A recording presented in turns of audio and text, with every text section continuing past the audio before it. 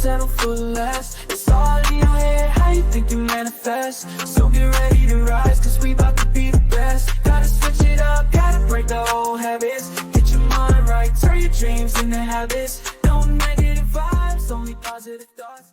What is up, guys? Welcome to another episode of the Mindset Cafe podcast. It's your boy Devan, and today we are honored to have a special guest. He's a speaker, he's an author, and he's an expert in really helping people achieve their goals. And you already know with the Mindset Cafe, we are all about achieving our goals, bettering ourselves, at least 1% every single day. So I'm honored to welcome Shane Perry to the show. He spent the last 35 years really studying the human behavior and what holds people back from really achieving their goals. So without further ado, Shane, thank you so much for coming on.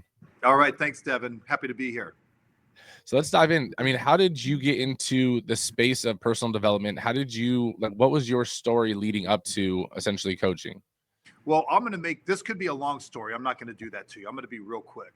For the last 36 years, I have a business that's really revolved around really motivating, team building, helping people. It was a business that was 1099 contractors, and my job was really to get out there and find people and introduce them to the opportunity that I represented and train them and help them and build them. And very early on, I just couldn't understand why so many people would want to change an area of their life. In this area, it was business and financial. And when presented with an opportunity, even excited about it, they won't get out of their own way and do what's necessary. And I would just sit there and think to myself, like, I don't understand. You don't like your life. You're not happy. You've got a chance to do something about it. What are you waiting for? So what I did about 25 years ago is I did a real deep dive into just trying to understand the psychology of people. College psychology textbooks to everything I can get my hands on, every book. And I had a knack for people anyways, for understanding it. And I really kind of figured some things out. And I started changing the dynamics of all of my one-on-ones and my big training meetings and everything I did with my business to, instead of just product or sales or team building or training, probably half of all of it was really trying to get in their heads and get them to change the way that they think and get out of their own way. And I succeeded. I didn't realize back then, but I put together a real system, and I built an incredible business and 7 figures. I've been kind of semi-retired from that for 12 years. It kind of runs itself. So I've been enjoying life.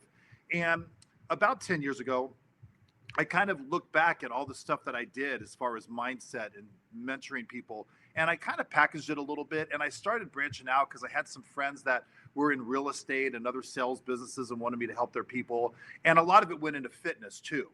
And I'll talk about that later. And then 3 years ago, I lost my 19-year-old daughter. She passed away. And when that happened, obviously that's a defining moment, and it was a real paradigm shift for me. And one of the things I realized is how much I do love helping people, how much I love working with people, and how much I like being a part of helping people grow, And so I decided to take this and turn it into a business and create a disruption factor. I've got my online course out there. I do seminars, a lot of speaking engagements, just starting some one-on-ones with people. But it's really focused on helping people become high-performance individuals, which in my terms, what I represent, means that you have the ability to set a goal and do what's necessary to achieve that goal, right? 92% of people who set goals in the world don't achieve them. Number one goal is typically fitness, weight loss, and just really focusing on helping people achieve their goals with a real intense focus on the comfort zone. That's really my specialty.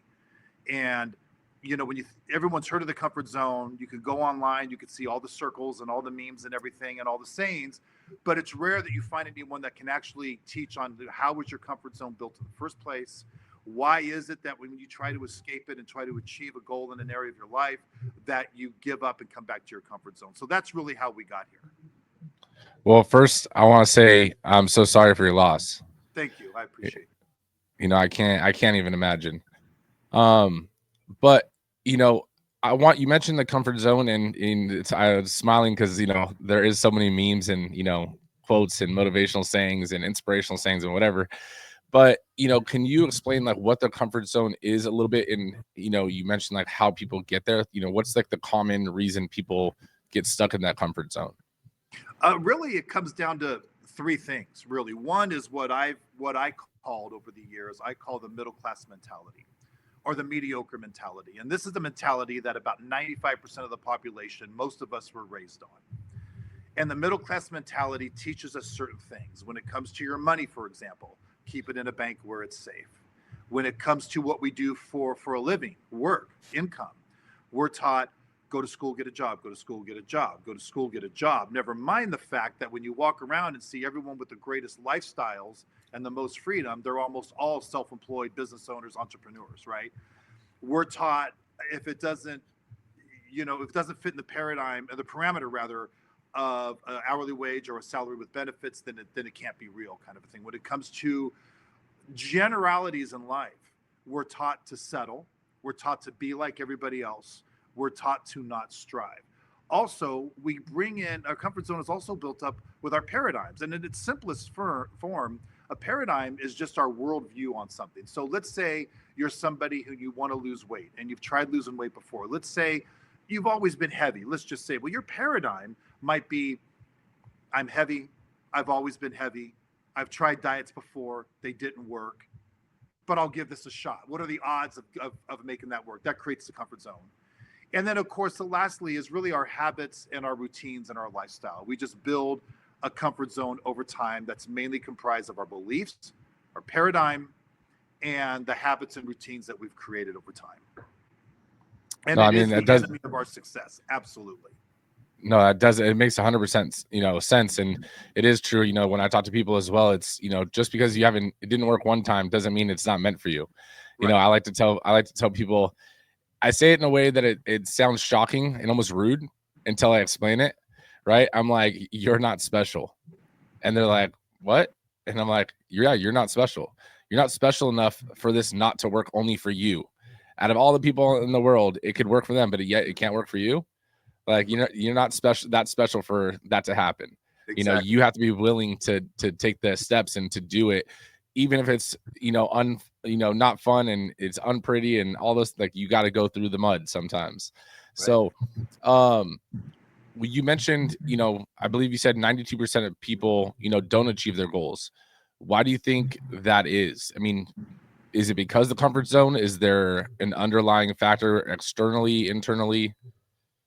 Well, there's actually a lot of things. A lot of being able to succeed is just becoming aware of a lot of things that people like you and I talk about. Like what you said with the special, that's really good. I'm going to use that actually, if it's okay. That makes a lot of sense, right?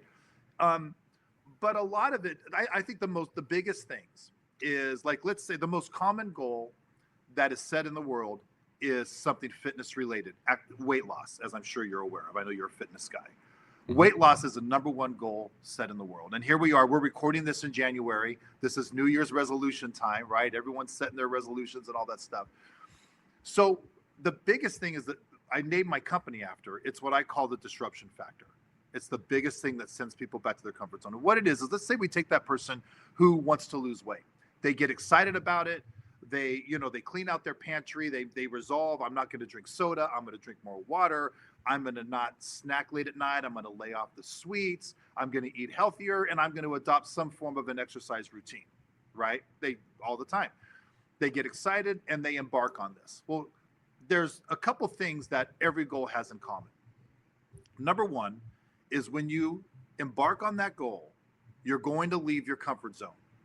And when you do that, you're going to face a ton of disruption in your lifestyle, disruption in your routine. If you're that person trying to lose weight, you're going to start going to bed hungry. That sucks. You might get headaches from not having caffeine all day, right? You do embark on an exercise routine, and after a couple of days, you're so sore you can't even brush your teeth. It's all discomfort, and you have cravings, and it stinks. And the second thing that goals have in common is not only are you going to encounter a ton of disruption in your life before you see an ounce of success, but the one thing almost every goal has in common is we're never where we thought we'd be when we thought we'd be there. Like I was expecting to lose 10 pounds my first month, and I didn't. I lost 1, I lost 2. And so those two things, mainly the comfort zone, mainly the disruption factor, the disruption that occurs, being able to embrace it, look forward to it, your mentality, how you look at it, which I teach a lot of. And then, of course, not being where you want to be when you thought you'd be there. Those are the main two things that send people back to their comfort zone. That one phrase, not being where you wanted to be when you thought you would be there.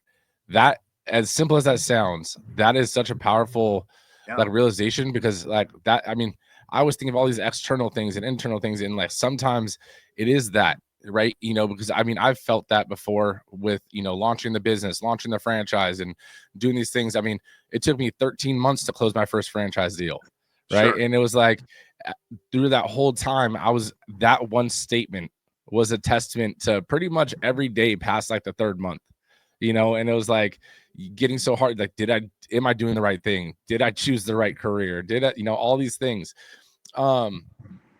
If you would, because some things can be, influenced by external, motives, or by, external factors like friends, family. Because let's say the goal isn't, whether it's not just fitness, but maybe it is starting a podcast. Maybe it is, starting to post more about your fitness on social media. We tend to let the perceived thought of people and their thoughts have effect or influence on our motive, if that makes sense. 100%. That you defined me 100%. I struggled in my business the first couple of years because of that.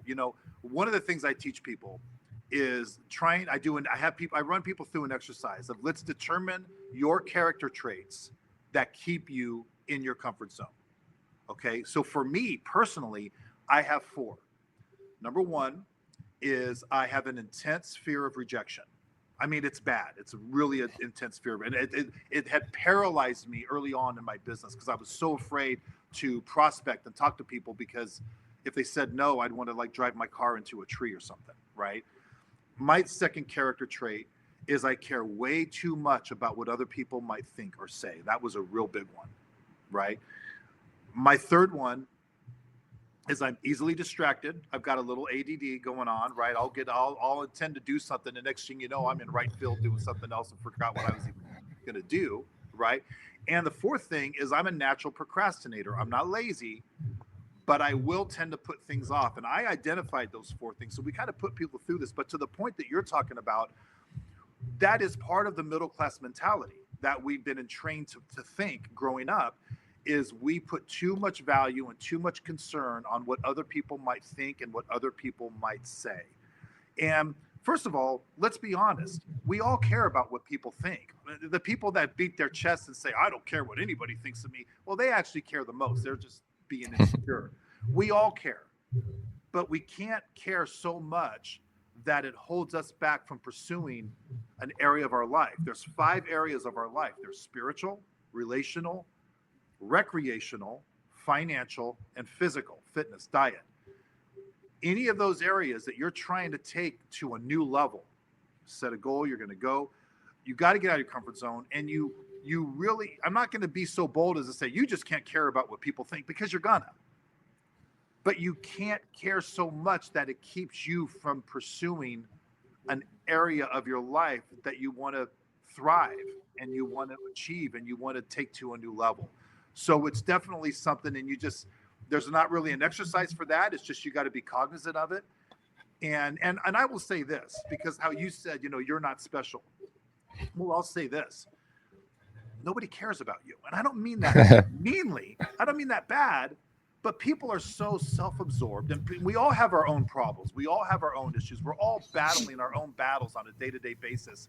No one's paying that much attention to you that they're going to pick on you that much. They might say, hey, Devan, what the hell's he doing? That's kind of weird. And then that's it. They're going to move on. They're not going to put your name on a poster. They're not going to blacklist you or anything like that. So we build this up in our heads, like the whole world's going to stop in their tracks, look at us, and create a big conversation and keep talking about us. They're not. No, definitely. Then I like the comparison, like with that exact thing or idea, is I try to give people, because like sometimes coming to the gym, my main business is a gym, and most people, they get nervous to walk in the gym, right? They already have that anxiety that they think everyone's watching them. Right. And the way I like to explain it is like, you think there's a spotlight or like a stage light on you, right? And that everyone else doesn't have that stage light. In reality, how reality works is everyone has that same stage light, and everyone is thinking how you're thinking right now, right? They're not worried about you because they're thinking about everyone else looking at them, Yeah. right? And so when you start to realize that, it lets you let down, your worry a little bit. But like you said, sometimes you just got to start doing, and it's through repetition. There's nothing you can do to get those butterflies out, to get that nervous or anxious feeling out. Right. You just have to start doing it. I could tell you, firsthand, when I started doing, social media content and having to record myself talking, I'm not gonna lie, probably I recorded the same thing 30 times, and it was like, what are people gonna think about this one? And I thought the same thing. But then you start doing it long enough, and then that just becomes a part of who you are in the eyes of other people, right? And then it's like what you were worried about, it becomes the norm, right? It's like that's what, oh yeah, they're that's they're the Instagram person, or they're the gym person, but before, you have this like self-identity, not issue, but almost imposter syndrome, right? Where it's like you go to the gym every day, but you wouldn't call yourself a fitness enthusiast. What is a fitness enthusiast? Someone that goes to the gym every day. Sometimes you are the title, but you don't want to give yourself the title just because you're not where your role model is, or someone further along the chain than you is, right? Yeah. And not only that, but there's another aspect, there's another side of you mentioning caring what people think or what people might say. A big part of the middle class mentality is when you do, we all hang around people that are just like us, right? Mm-hmm. They have the same cars, they live in the same houses, they have the same jobs, they have the same kids, they have the same spouses, we typically hang around people that are just like us. And that's another extension of your comfort zone, because we're all comfortable because we're all similar. And one day you wake up and you're excited about something. It might be, I'm committed to losing my weight and getting fit, or I'm going to stop complaining about my job and I found an opportunity, an entrepreneurial journey, whatever it might be, and I'm going to pursue it. To the people that you hang around with, you just became a threat to. And it's on a subconscious level. When you mention that you're going to embark on something to improve an area of your life, and you mention that to the people that you're always with, coworkers, friends, family, they love you. But on a subconscious level, in a flicker of an instant, they had a thought that went something like this: well, if Devan does that and he succeeds, how am I going to feel about myself? Because I'm not willing to do that. I don't want to feel bad about myself. So I need to talk Devan out of doing that. So these are the people that'll be like, oh, I don't know, man, you tried those things before. Or I don't know, man, that seems kind of risky. Or I don't know, I heard about that. Or that seems like it might be this way. They're not the ones that are going to sit there and go, that is awesome. Good job. What can I do to support you? They're going to be like, oh, well, you can do it. You tried that before. I mean, you're not going to get this warm, encouraging reception from people around you. And that is part of the whole caring about what other people think, because that's a tough journey, because you when you realize that people are almost trying to talk you out of it, they're almost trying to put you down for doing it. It's tough, because these are the people that you care about and you want encouragement from them. So that's something to think about. A lot of it is just being aware of these things and preparing yourself for it and embracing it. Like, I'm going to start this. I'm going to do this. So I'm prepared for this. I'm prepared for the disruption. I'm prepared for all of this stuff. No, it just reminded me of a post I made on my story the other day. It was, a poll, and it was people that want to see you win will help you win. Right. And it was like, do you agree? Now, then someone messaged me off the poll, like one of my good friends and another business owner, and he agreed with it. And then he was like, the crazy flip side of that is that some people will help you that want to see you win, but just not as much as them. Exactly. God, that's so true. Yeah. Right. And I was like, boom. I was like, that. I was like, man, you went so much more in deep thought than I did. That was like, that was on point. So the whole point I'm saying for that is, like, you have to know why you're doing it, right? You have to know why you want to do it, why you want to achieve it. And then if other people are trying to help, awesome. But if other people are trying to talk you out of it, and it's still a goal of yours, it's your goal. It's not their goal. It's your vision. It was put into your brain for a reason, right? Yeah. Not theirs. So, I do want to rewind for a second, and just because, I mean, we talk about the middle class family, middle class mindset and everything. What did your parents do growing up, if you don't mind me asking? Yeah, my parents, my mom worked at a bank. My dad worked for Caltrans, Department of Transportation, working on roads. When I was about a freshman in high school, my dad started a business where it was a parking lot and road striping business. So he became an entrepreneur and actually was really successful. My mom left her job and they sold that business about 20 years ago. They did really well. So it was surprising to me that they didn't. I delivered beer for a living. I didn't go to college. I'm from a small farming town up here. I delivered beer for a living, and I found this opportunity to get these professional licenses and build a business. And I was pretty shocked. My parents were not supportive at all of that. They are now, you know, um, after, but, but yeah, so I was very, very middle class, lower middle class growing up. What age were you when your dad, was opening the business? I think I was a freshman in high school. So Okay. I was, yeah, young. Okay. So the reason I say that is like, it's cool because you got to see that transition, right? Yeah. Because not a lot of people do get at least that insight, regardless of the influence that your parents had verbally to you and trying to sway you out of it. I mean, that could have been out of love, and them knowing how hard it was to get it up and running and know all the obstacles that you didn't really see that were behind the scenes, and Yeah. them not wanting you to have to go through that level of discomfort. But you being able to see, your dad have a career and transition later in life and be successful, right? Yeah. Like that's such an amazing, moment in life that not a lot of people get. And I wonder if that inspired you and gave you that drive, to realize that there is endless possibilities. It did help. I've always been entrepreneurial looking back from the time I was a kid with getting jobs when I was 13 years old and starting little things that I would do.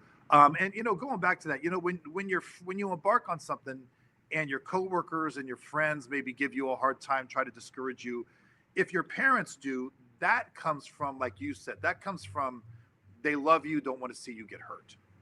Right.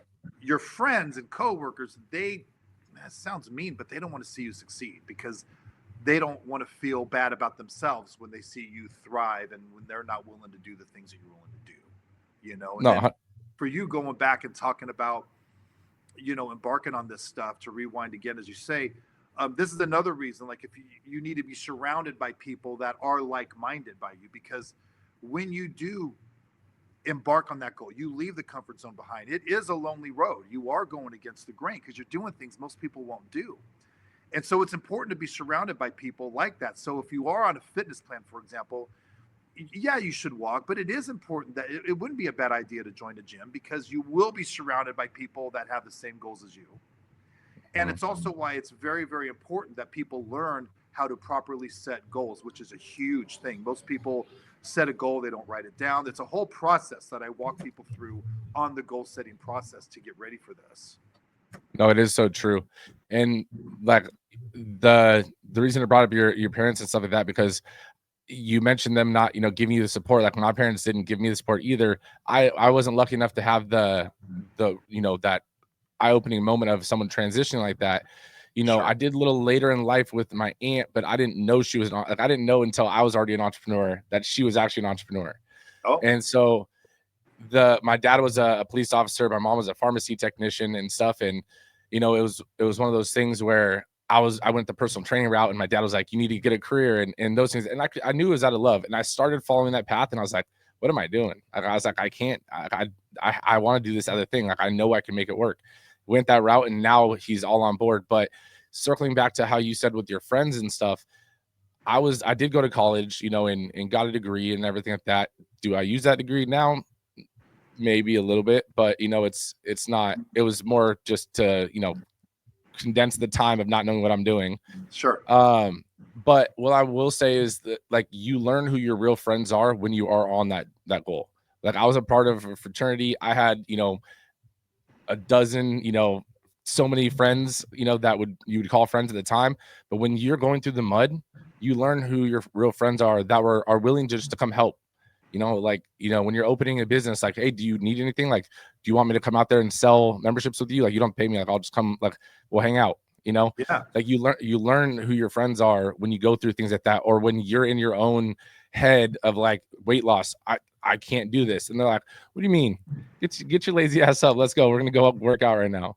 Like those kind of people, like you start to learn that as you go, but realize whether you have that person or you don't have that person, or you don't know who that person is, you can always surround yourself with like-minded people, whether it's a networking group for entrepreneurs, whether it is finding a gym for fitness, and to something else is like someone like yourself, or a personal trainer, or a coach. I mean, I'm a huge advocate for coaches, because not just because I was a personal trainer, but like even now when we launched a franchise, I hired a franchise coach, right? And not a coach that just read a textbook and that was it. Someone that my franchise coach, he launched his own franchise, he built it to 400 locations. Like, someone else has walked the walk. When you're someone like yourself that has been through those things and can speak from experience, it's like, if you don't hire someone like that or bring someone on your team like that, like, your timeline is just that much longer. That person has already walked the walk. They are willing to help you condense your timeline to success. Absolutely. Right. So much of it, Devan, honestly, is, mindset is truly everything. Mindset is everything. And our species, as humans, we're a tangible species, right? If someone says, here's a planner, go through these exercises, they'll do it. But if you're talking about mindset stuff, and it's all mindset, because most people that set a goal and they don't even set a goal. They don't realize that they're setting goals. As I mentioned, we're in resolution season right now. Resolutions are goals, right? But people don't know how to set goals. They don't know. But if people just had the mentality and knew, this is what I'm going to do, and this is what I can expect. If they knew what they could expect, like what they're going to go through, what they're going to encounter, going against their predisposed mentality, what their comfort zone means, what it's going to feel like leaving it, the disruption they're going to face. And if they just knew what to expect, it'd be a lot. You wouldn't have 8% of people achieving goals. It's just that people don't know, because how could you know until you know? And they just go out there and do it. And when they get hit with this stuff, it just knocks them down and sends them back. And they always go, you could always tell when someone's about to give up on their goal, because they enter the justification phase, right? Well, it's not like, it's not like I'm fat. It's not like I'm in that bad a shape, or it's, I was trying a business, right? Well, it's not like my job's awful. I mean, at least I have a roof over my head, right? When they start justifying, that's the signal that they're about to let go and run back to their comfort zone. Yes. And I'm yes. sure you see it in fitness. I'm sure you see it all the time. 100%. All this. I mean, that's a daily, and that's the thing I love about it, is getting to change the perception of someone about to abandon their goal or go the other way, or justify why they're, okay with where they're at, and getting them to see it from a new lens, and all of a sudden them light up like a Christmas tree when they hit that goal. Right. Yeah. What do you think are maybe some of the big like misconceptions of goal setting, or with just goal setting in general? Like what are some of the misperceptions of goal setting? Yeah, like what are like maybe like the misconceptions, or like the people are setting goals but not doing it the right way. Sure. Absolutely. The first thing you have to do is you have to set your goal, and you need to make it as precise as possible. I want to lose weight. That's not enough of a goal. Like, how much weight do you want to lose, and when would you like to lose it? You got to be specific. You have to write it down, Devan. You have to. Nobody does. And again, dude, this is that middle class mentality. We don't want to write it down because we feel like it's kind of corny, right?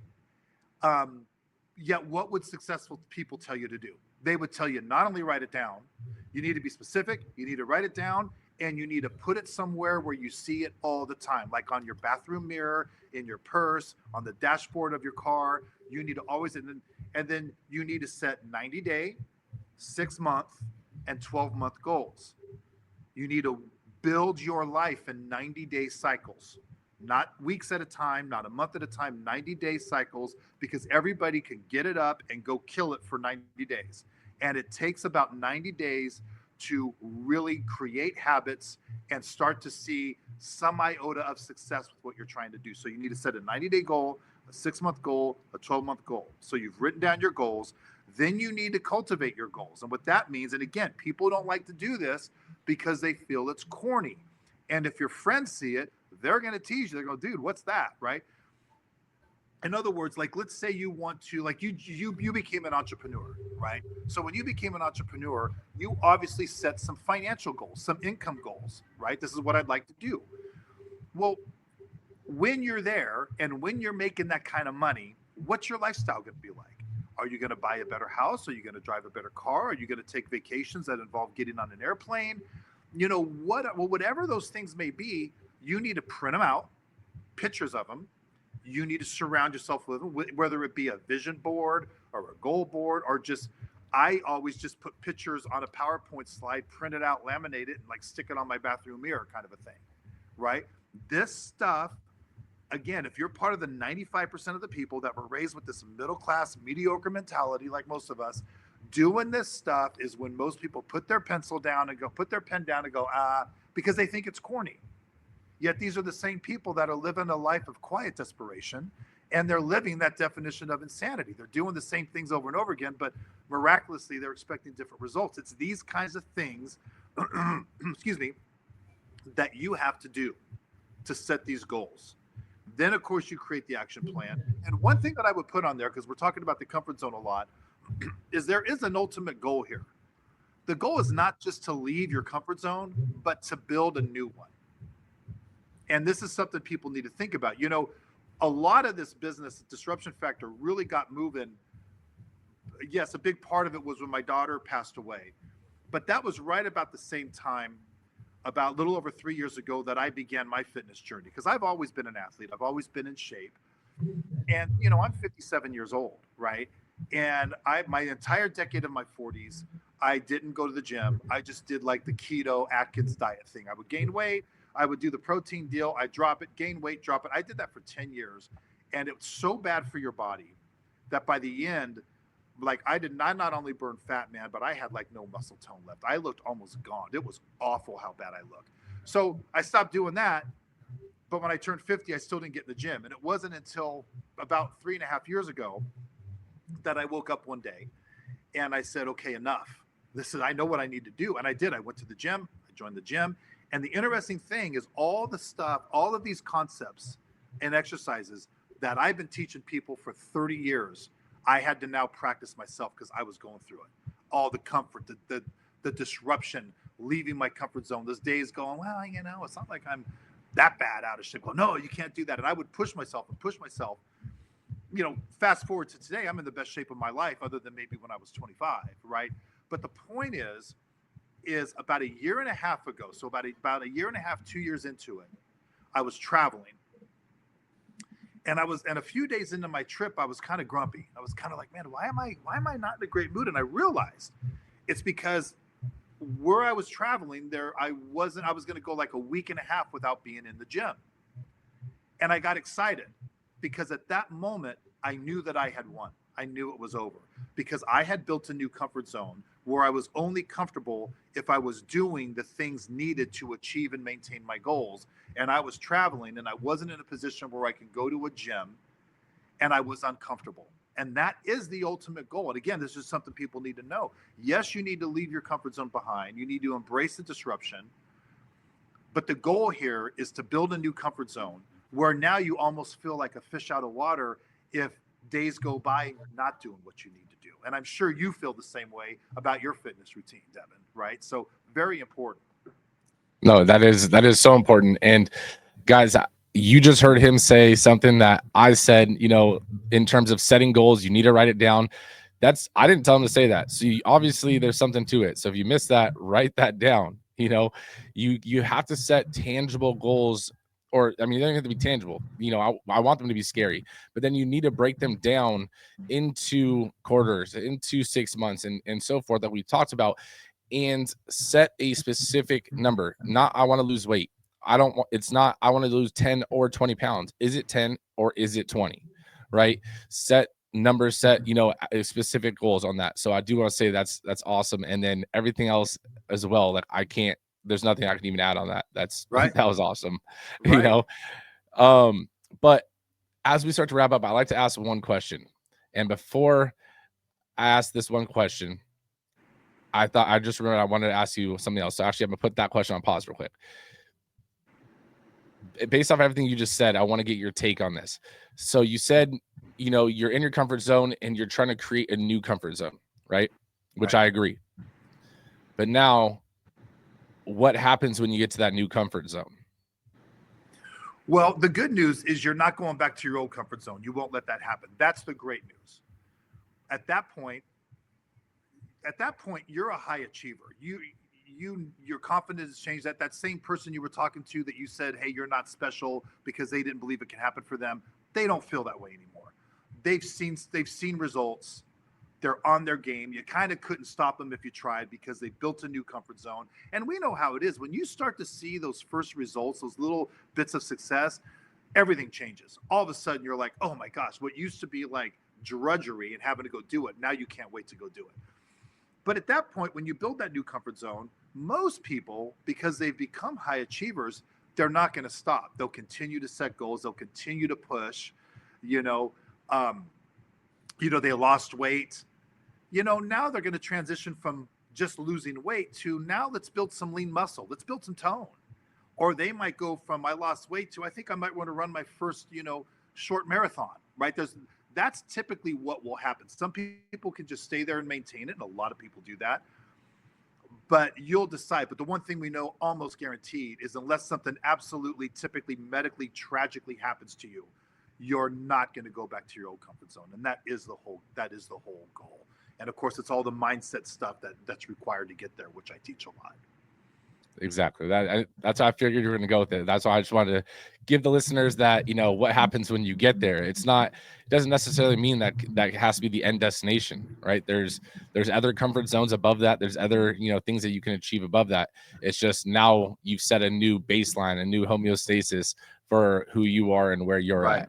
So the question I want to ask is, and I will say this is not a tombstone, right? This is the legacy wall, right? And so on Shane Perry's legacy wall, what is the one lasting message that you would leave for the up and coming generations that you've learned along your journey in your life? I 100% don't settle. Don't settle. Because Devan, we're taught to settle, man. And it's awful. And let me tell you something about the human species. We are not built and bred to settle and just be complacent. We are built for adventure. We are built for risk. And when I say risk, I don't mean go play Frogger on the freeway. I'm not stupid stuff, right? I mean, we are built for adventure. We are built for risk. Prince, the late, great Prince, had a great quote that I've loved forever. He said, life is death without adventure. And pushing yourself to not settle, pushing yourself to, you've got those 5 areas of life. Try to get better in every area. Try to improve. Be an example. Do that. And the adventure of doing that and the risk of getting out there. Like you took that risk of entrepreneurship, Devan, and you know what? You might have failed. But even if you failed, you'd have been exactly where you were in the first place, right? Mm-hmm. But when you were in the midst of that, still today, come on, it's adventurous. You took that risk, and that risk makes your heart soar. It's good for your soul, right? My message to people is don't settle. And it sounds kind of negative. I don't mean this, but just don't be like everybody else. If you want to succeed in any area of your life and you're wondering what to do, pick that area, look at everybody else, what they do the opposite, and you're going to win. And I don't mean that as a put down. It's just that our society is a society of people. We settle. We're happy being like everybody else. We don't push ourselves to any limits to achieve goals or thrive in an area. And that's not good for us. It's not good for us because, again, we are built for adventure and risk. No, that is so true. I love that. Where can people connect with you at? Yeah. My website primarily, which is disruption-factor.com. Information about myself. You can reach out, contact me. I do run that. I've got a team of people, but I insist on being on the front end. So anything you send, I'm going to be the one that gets it. I don't have it go through a person. I don't like that. My online course is on there. My online course is called From Comfort Zone to Success. And it's had a lot of success. I've got a lot of personal trainers around the country that have become affiliates with that. They use it for their clients. And that's on there. And then, of course, my social media on Instagram, it's Real Shane Perry or Disruption Factor on Instagram. And I'd love to hear from people. And I just love helping people. Well, awesome. Guys, all that will be in the show notes. If you're watching on YouTube, it'll be in the description. Guys, make sure you guys share this episode with a friend. We are still in the beginning of the year. And, just because you may have fell off of what you originally started for your New Year's resolution doesn't mean that the year's lost, right? So if you know someone else that's going through it in trying to push themselves to be better, make sure you guys send this episode to them. But Shane, I just want to take it, a second to say thank you so much again for taking the time out of your day to hop on the Mindset Cafe. Absolutely. I'm a big fan of your show. I've been listening to it and I follow it. And I appreciate it. So I'm honored to be here. You do great work, and I hope your following continues to grow because you deliver a lot of great information. So thanks for having me. Thank you so much. We'll talk soon. All right, buddy. No negative vibes, only positive thoughts. 'Cause in the game of life, mindset calls the shots.